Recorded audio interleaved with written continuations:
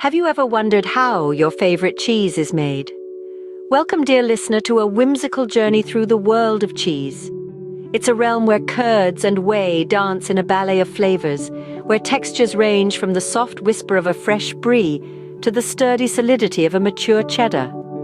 This is the universe of cheese, a galaxy of countless varieties that span the globe, from the verdant pastures of England, home to the robust cheddar, to the tranquil valleys of France, where camembert whispers tales of centuries-old traditions. Cheese is a universal language. In Italy, Parmesan sings a song of sunshine and time, while over in Switzerland, their famed Gruyere tells a story of alpine freshness and meticulous craft. And these are just the tip of the iceberg. There's a whole world of cheese waiting to be explored. So fasten your seatbelts, cheese lovers, as we're about to embark on a fascinating adventure. What makes cheese so delicious? It all starts with the ingredients. Now, the ingredients for making cheese are quite simple, yet incredibly diverse. The key, of course, is milk, which can come from a variety of animals: cows, goats, sheep, even buffaloes. It's fascinating how the type of milk used can influence the flavor and texture of the cheese. Next, we have cultures, the good bacteria that give cheese its unique tang. There are countless varieties of cultures, each contributing to the distinct personality of different cheeses. Then there's rennet, an enzyme that curdles the milk, starting the transformation from liquid to solid. And of course, we can't forget about salt. It's not just for taste, but also helps to preserve the cheese and draw out moisture. It's the silent workhorse of the cheese-making process. So there you have it: milk, cultures, rennet, and salt. With these simple ingredients, the magic of cheese-making begins. The journey from milk to cheese might surprise you. It begins with one of the most common ingredients we use every day: milk. But not just any milk. The milk used in cheesemaking is often sourced from cows, goats, and sheep, each lending their unique flavors to the end product. Now, the first step in this magical transformation is pasteurization. In this process, the milk is heated to a specific temperature to kill off any harmful bacteria, ensuring that the cheese will be safe to eat. But don't worry, this heat treatment doesn't affect the taste or nutritional value of the milk. Once our milk is pasteurized, it's time to introduce the star players of the cheese-making process: the cultures and rennet. The cultures are essentially good bacteria, which are added to the milk to start the fermentation process. Different types of cultures can be used depending on the type of cheese being made, and they play a crucial role in determining the cheese's flavor and texture. Next, we add the rennet. This is an enzyme that coagulates the milk, turning it from a liquid into a solid.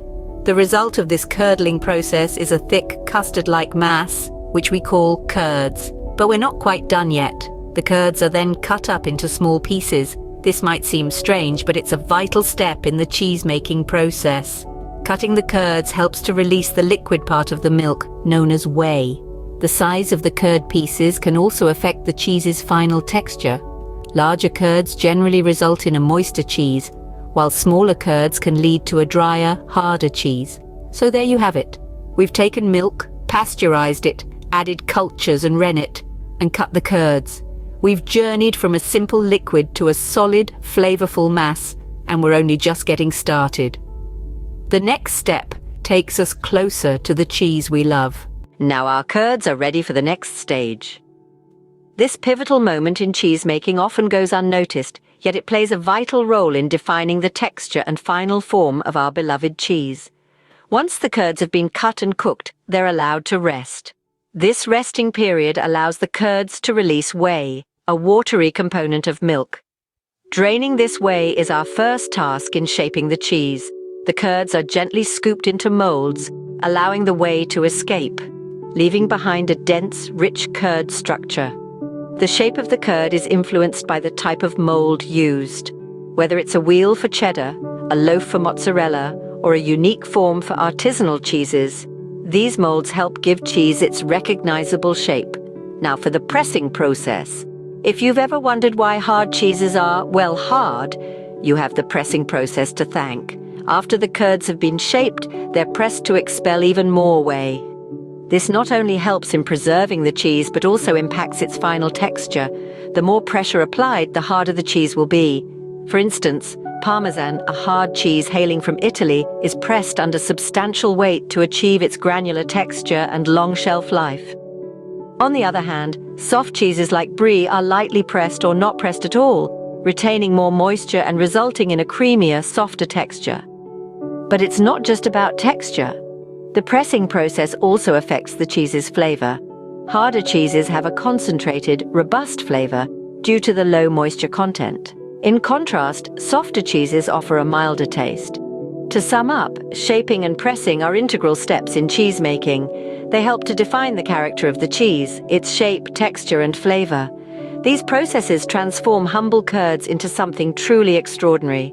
But the cheese isn't ready just yet. The next stage is equally exciting, where cheese gets its unique flavor and personality. So stick around because the best is yet to come. Patience is a virtue, especially in cheese making. Picture this, a fine wheel of cheese resting peacefully in a cool, dark cellar. This is where the magic of aging unfolds. The aging process, also known as maturation, is the time when cheese develops its distinct characteristics. It's like a caterpillar transforming into a butterfly, except in this case it's a curd transforming into a flavorful delight. Aging can take anywhere from a few days to several years. Soft cheeses, such as Brie or Camembert, usually age for a shorter period, while hard cheeses like Parmesan or aged Gouda can mature for years. During this time, the cheese's texture, flavor, and aroma deepen and diversify. A young Gouda may be creamy and mild, but after a year or two in the maturation room, it becomes crumbly, tangy, and rich. The aging process is a delicate balance of temperature, humidity, and time, all under the watchful eye of the cheesemaker. It's not just about letting cheese sit around. It's about nurturing it, turning it, sometimes even washing it with brine or alcohol. But aging isn't the only way to add flavor to cheese. Many cheesemakers incorporate additional flavors or coatings into their creations. For example, herbs, spices, or even fruits can be mixed into the cheese curds before pressing. This gives the cheese a unique flavor profile from the inside out. Coatings, on the other hand, are applied to the outside of the cheese. They can be a natural rind, wax, or even a layer of ash. Not only do these coatings protect the cheese and control moisture loss during aging, but they can also contribute to the cheese's final flavor. So next time you savor a bite of cheese, remember the time, the care, and the craftsmanship that went into making it. From the milk to the maturation room, every step contributes to the symphony of flavors in your mouth. And with that, our cheese is ready to enjoy. Cheese is a global delight, with each country adding its unique touch. Let's take a brief journey around the world through cheese. Starting in France, we encounter the pungent Roquefort, a blue cheese made from sheep's milk and ripened in the natural Combalou caves of Roquefort-sur-Soulzon. Now we cross the Alps into Italy, home to the universally adored Parmigiano Reggiano. This hard, granular cheese is produced from cow's milk and aged for at least 2 years, offering a rich, nutty flavor. Venturing to the Netherlands, we find Gouda, a semi-hard cheese celebrated for its rich, unique flavor and smooth texture. Finally, we reach the United States, where Monterey Jack, a semi-hard cheese with a buttery, mild flavor, reigns supreme in the West. These cheeses and countless others reflect their country's unique traditions and ingredients. So the next time you enjoy your favorite cheese, remember the journey it took to get to your plate. Cheese isn't just tasty, it's also packed with nutrients.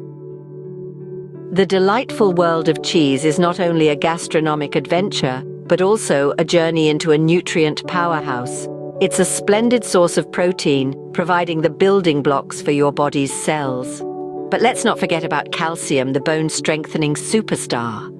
A single slice of cheese can offer about 20% of your daily calcium needs. Isn't that fantastic?